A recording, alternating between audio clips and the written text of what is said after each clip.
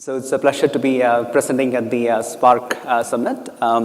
So I know that we're just starting after a session, so it's nice to see all of you guys trickling by. I'm Shivnath Babu. I'm CTO and co-founder at Unravel, and also an adjunct professor of computer science at Duke University, and I've been working on automated tuning and performance management of systems for a while. Hello, I'm Adrian. I'm a data engineer at Unravel. So I work more than 8 years in performance monitoring and optimization of data management applications. Thanks, Adrian. So what is the context of this talk?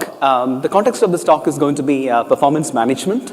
So all of you, if you have run Spark, you must have seen, the application just straight out fails sometimes, right? And I'm sure at this point, you must have just wondered, can something answer for me? How can I make this application more reliable, right? And this is not just for data scientists or developers. Imagine a data engineer who wants to move her application into production, and she has to tune it. It's just too slow, right? And she's wondering, what can I do to make the application go faster? What can I tune? What can I change, right? Or if you have a data pipeline owner who actually is managing an entire data pipeline that has to be meeting certain SLAs, right? And it misses its SLAs, then what can she do? How do I tune the application to guarantee the SLA? And now on the other side, not just the developers, the operations teams, they all have these challenges, like some apps are actually kind of going rogue on the cluster, wasting a lot of resources and reducing the cluster throughput, right? What can we do to make that problem actually go away and make the application still finish on time, but use far less resources, right?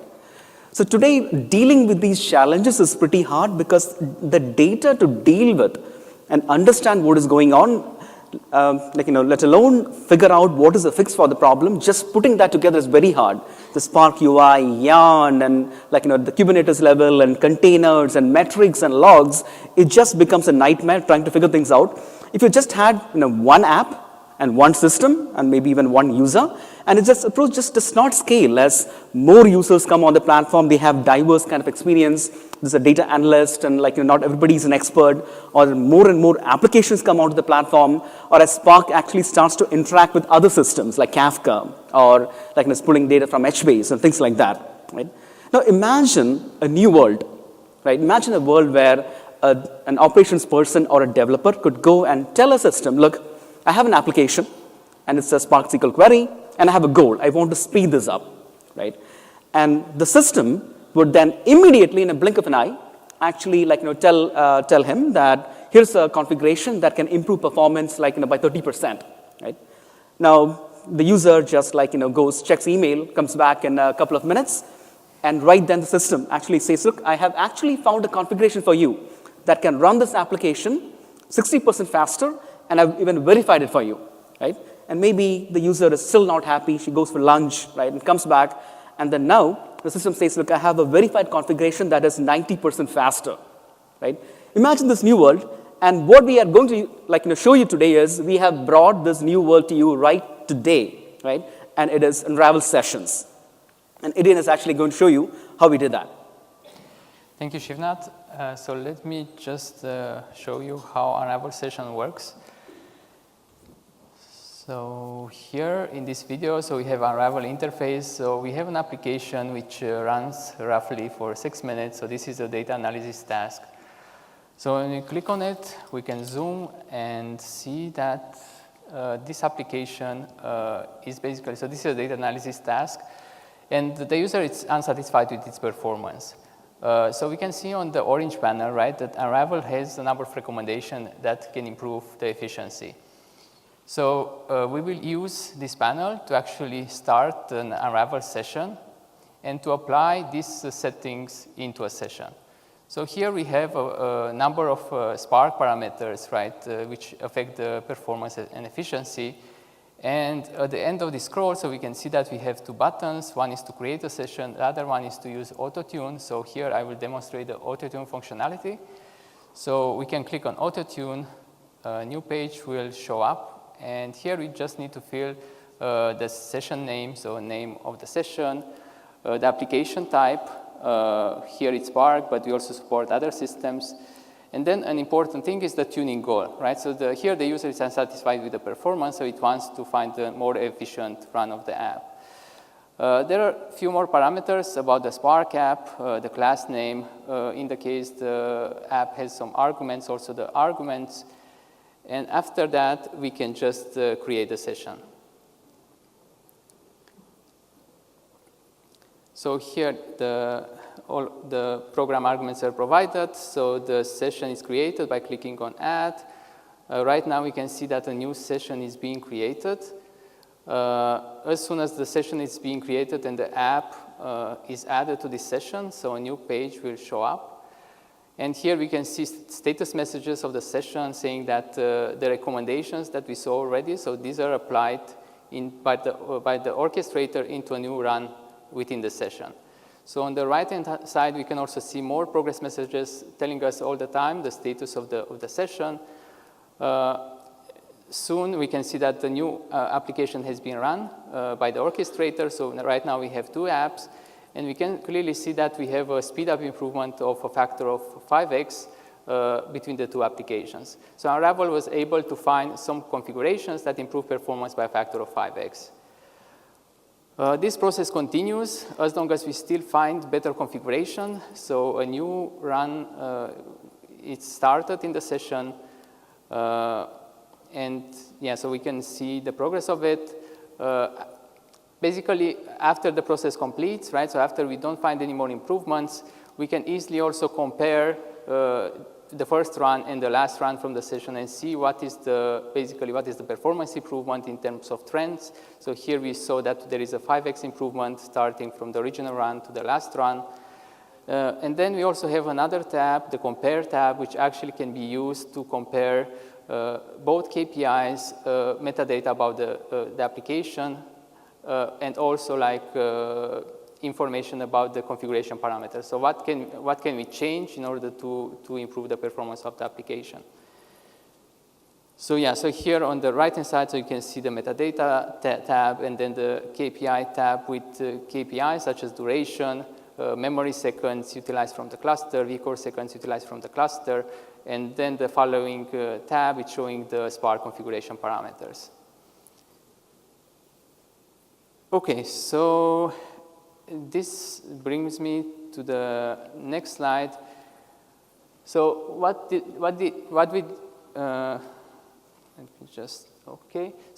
we see so far, right? So we saw that we had an app, right, and we had the goal. So the user wanted to improve the efficiency of the app. Generally, we have multiple app types. So we can have SQL apps, programs, tags, workload of apps, and different goals, right? These goals can be efficiency, reliability, speed up or SLA. So given that we have an app and a goal, so Unravel session can very fast find what is the way to get there, how to meet the goal as soon as possible. So we have seen already such a demo scenario for efficiency. Let me just dig into another scenario about reliability. So let me start this video. Okay, so here in this scenario, we have an app which actually failed. So this is a data generation task. So this app failed within 60 seconds from the start. And the user wants to find the configuration that will allow the application to complete successfully. So let's create a new session. So here we enter again a session name. We select the tuning goal, which for this case, it's reliability. And then similarly, we enter the application arguments, such as the jar, the class name, and some of the parameters, if the application has any. And then we'll launch the session. So the app, the failed app is added to the session. So a new session is being created. So right now, so again, as soon as the session has been created, a new page will show up. And here, based on all of the information we have so far from Unravel and the app from the session, so we generate a recommendation. And then the orchestrator will start running a new app within the session, taking into consideration all of these recommendations. So a new app, we can see that is running within the session. And yeah, so on the right-hand side, we can see at any given point of time, what is the status of the session. So here we can see that the app finished. It didn't fail, so Unravel achieved the goal of finding a configuration that doesn't fail the application. And we can see that it ran for roughly 9 minutes and 9 minutes and a half. So similarly, we can compare the two applications and see what is the difference at the level of KPI, application status, and Spark configurations. And the process will continue, right? So the important note here is that Unravel will continuously look for better configurations which not only maintain that the application is in the successful state, but also maybe it has a better performance. So here we can actually find a better configuration which runs almost twice as fast as the second run.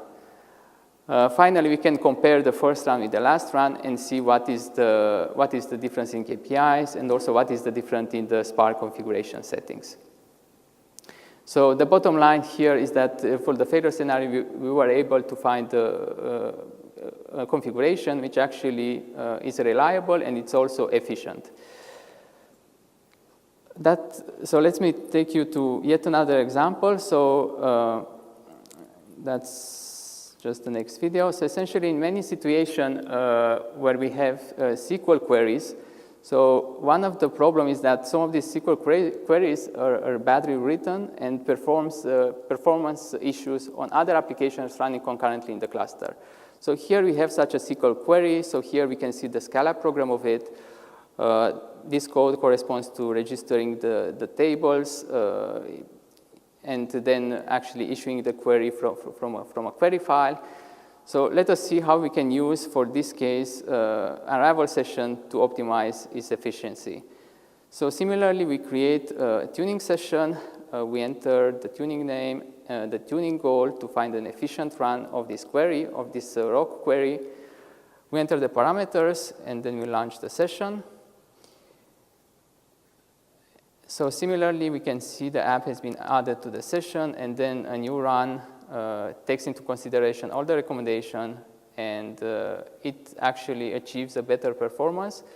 But the most important thing is not the performance, but actually that it's very efficient. So it actually utilizes much less resources in the cluster.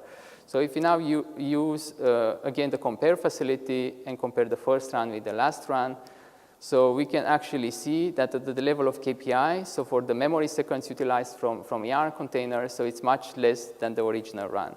So all in all, Unravel was able to find a better setting, which is also friendly with the other queries running in the cluster at that given point of time. So let us see now how Unravel sessions work, how we can use AI for application performance management. Thanks, Adrian. So as we saw in Unravel, we have actually built a solution that can handle this whole concept of sessions, which covers many different types of apps, many different kinds of goals, right? So how have we managed to achieve it? That's what I'll try to show you in the remaining part of the talk. Truly now we have brought AI to be applied for application performance management, right? But it's actually much more than just kind of saying AI. We had to put together an entire architecture that combines many different types of algorithms and then collects rich information from the cluster to enable this. So let's take a quick look at how is something like this possible, right?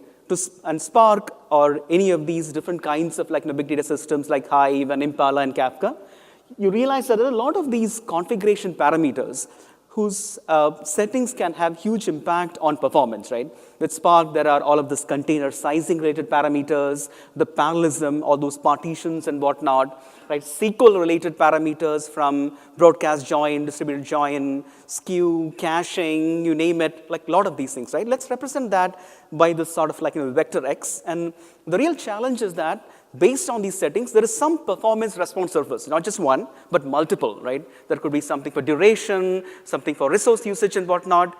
So the big challenge in any of these sessions problems is that these response surfaces are unknown, right? And that is a serious challenge to kind of deal with. And there has been over years, this is not a new problem. Over years, there has been many different takes on this problem.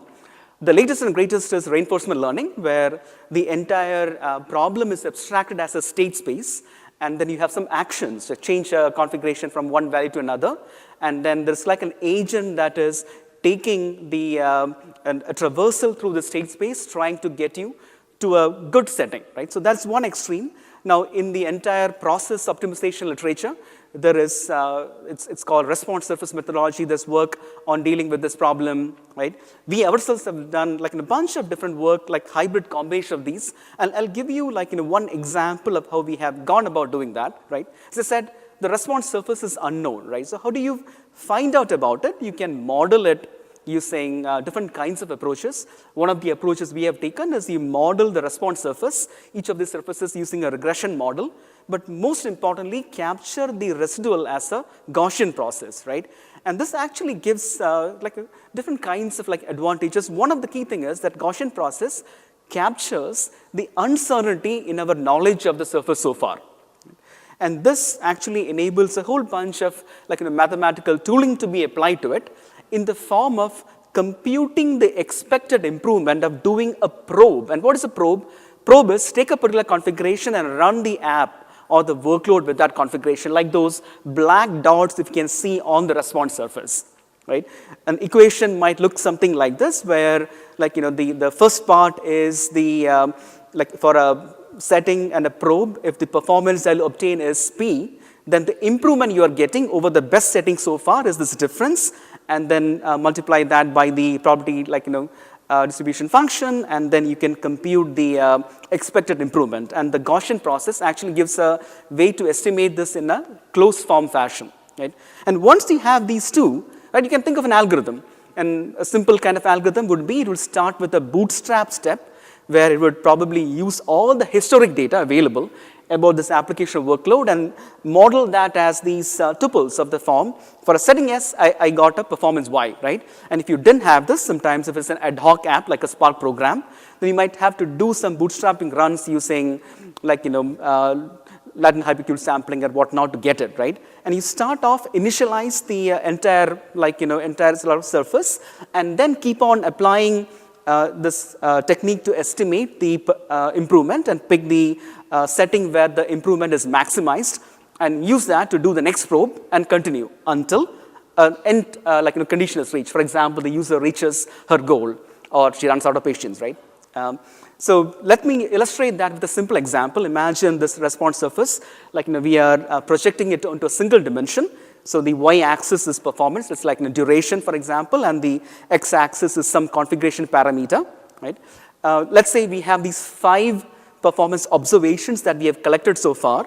Now, based on these observations, you can fit some sort of a model as well as capture the uncertainty. For example, if you see, there is in a region where you have some performance observations, the uncertainty is lower than regions where you don't have any. And once you have this modeling, you can compute the expected improvement, and that's the blue surface. And notice that around the x value equal to 11, the surface is actually peaking, and that might be the place where you want to get the next probe, right? But what is very interesting is it has a second peak at around x equal to 5, right? And what this actually captures is this fundamental concept that is sort of so inherent in all of these problems, exploitation and exploration, right? So around 11, that's where we saw the best performance so far. Lower is better on the y-axis because it's something like duration, right? And that's where you want to do your next probe because you think that the real best setting might be there. But at the same time, the around x equal to 5, right? That's where things are uncertain because you've not sampled any performance points so far. So balancing exploration exploitation is the key to all of these different kinds of sessions work. And that actually becomes pretty challenging, right?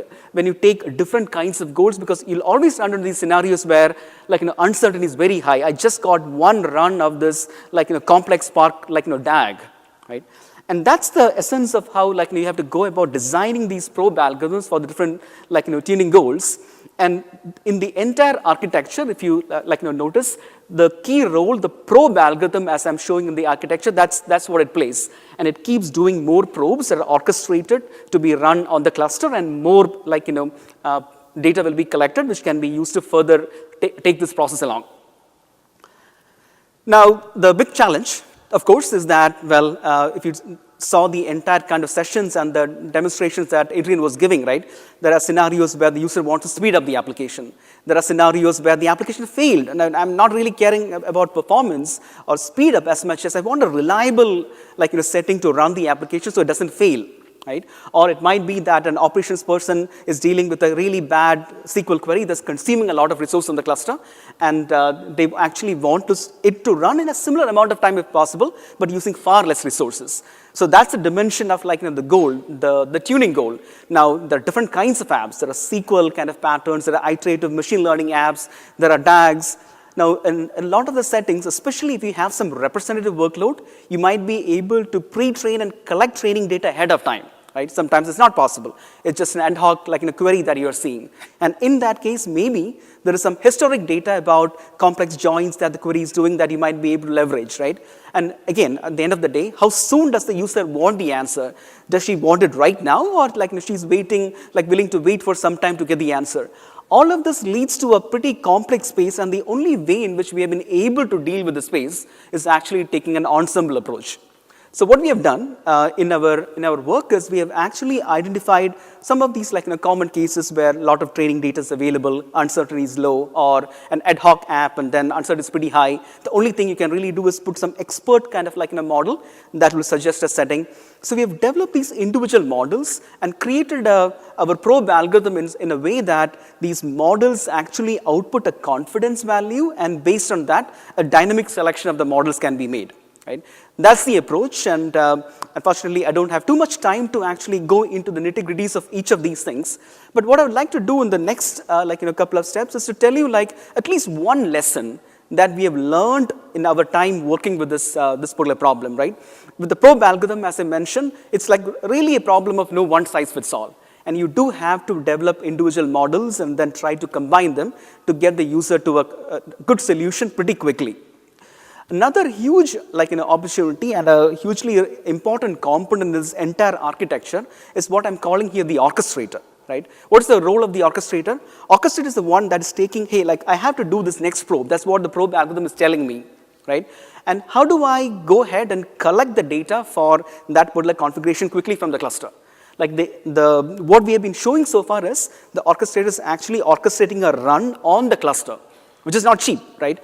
Not to mention, in most of the clusters, big data clusters today are secure, clusters where it's just not possible for an external tool to even orchestrate a run. So there are a lot of nice and hard engineering challenges, but a huge, opportunity here is, you often don't have to do a run on the cluster. Of course, you can look at history and see maybe a similar run was done in the past. But where we have been getting a lot of value is leveraging the growth that cost-based optimizers or optimizers like Catalyst have actually been doing. So there's a lot of the time you can get a cheap probe where you can get a rough cost of a plan, right? Or whether changing a configuration parameter will even lead to a change using a quick tool like Catalyst. Right, so that's one of the key ways in which we have actually created ways where users can get some instant gratification, right? Like a configuration that runs 30% faster very quickly. But it's also you have to treat it as a challenge because the data that's coming back may be approximate. It's not a true run, right? So another very, very important insight that we have realized is none of these clusters where these orchestration and probes are running are single tenant, like on cloud maybe, but a lot of the time there's very noisy, it's like a multi-tenant cluster. So it's hugely important, especially as you orchestrate these probes, to collect full stack rich data, right? Because Spark might be running along with Hive and Impala and HBase on the cluster. So collecting very detailed and fine-grained data is critical to be able to converge and get to a good setting that satisfies the user's goal pretty quickly, right? And last but not the least, this is one place where we have actually initially made some mistakes, and we have seen that a lot of other projects are also probably going along this track is don't forget the user. Right? Keep the user in the loop. Right? Don't get so hung up on AI and automation that you forget the user. Because what you realize is sometimes after the first run, the user might very well refine their goal, right? Or once you are able to produce information and show the user, a user who said that I need an SLA of 5 minutes might say, oh, an SLA of 10 minutes is okay for me because with the resources that he or she is getting, it might simply not be possible to meet that SLA, right? So it's like keeping the user in the loop and absorbing the inputs from the user and giving them these outputs back to the recommendation algorithm, which is separate from the probe algorithm, is another key insight that we have learned.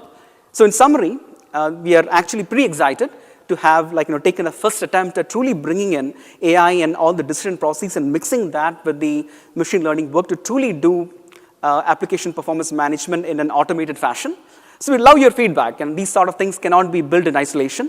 We actually, if you noticed, this is something which we are releasing in beta. We would love to get some of you kind of trying this out and giving us feedback, right? And last but not the least, we would love you to join our team. So thanks, everyone.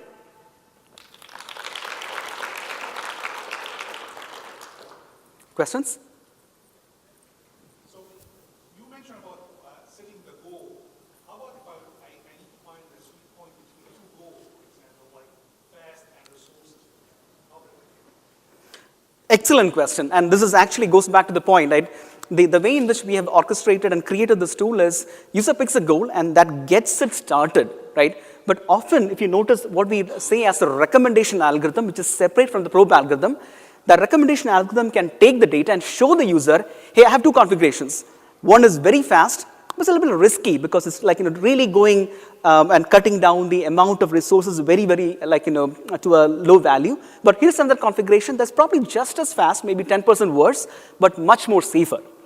So this multi-objective optimization, which is critical, is something that is very inherent to all of these problems. Great question.